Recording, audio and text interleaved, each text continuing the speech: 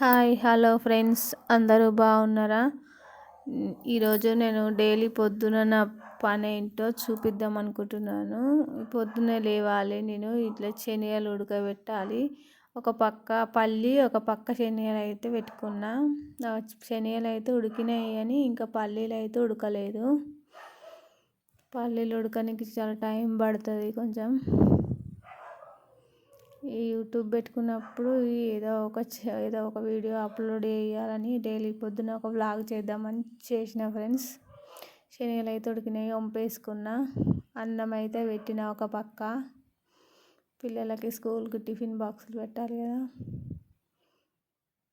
పల్లీలు అయితే ఉడికినాయేమో అని చూసిన మూత తీసి, కుక్కర్ మూత, కానీ ఉడకలేదు. మళ్ళీ మూత పెట్టి కాసేపు ఉడకబెట్టాలి.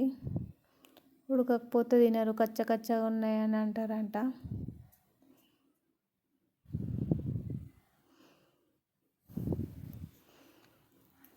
అన్నం అయితే గంజి అయితే వంపేసిన, అన్నం మగ్గుతుంది. ఇక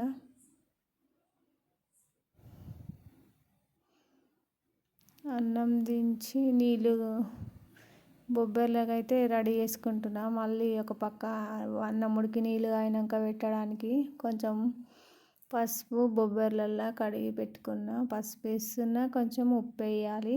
పసుపు ఉప్పు వేసి ఉడకబెట్టాలి. కలర్ కోసం పసుపు వేయాలి. నీళ్ళు అయితే పెట్టిన పిల్లలకు, వేడి నీళ్ళు స్నానం చేపించడానికి. ఆ నీళ్ళు వేడయ్యేసరికి బాక్సులు అయితే పెడదామని బాక్సులు పెట్టేస్తున్నా. బాగా నీళ్ళు కాగినాక బొబ్బర్లు అయితే పెట్టేసిన. బొబ్బర్లు కూడా ఉడికినాయి. అవి కూడా వంపేసుకోవాలి.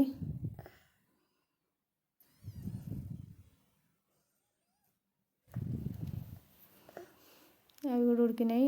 గుడాలకైతే ఇక పోపు వేసుకుంటున్నా. మిరపకాయలు అయితే రాత్రే చుంచి పెట్టుకుంటా, మళ్ళీ పొద్దున పిల్లలతో తీరదని. అవి కూడా ఫ్రై అయిపోయినాయి. దించేసుకొని గుడాల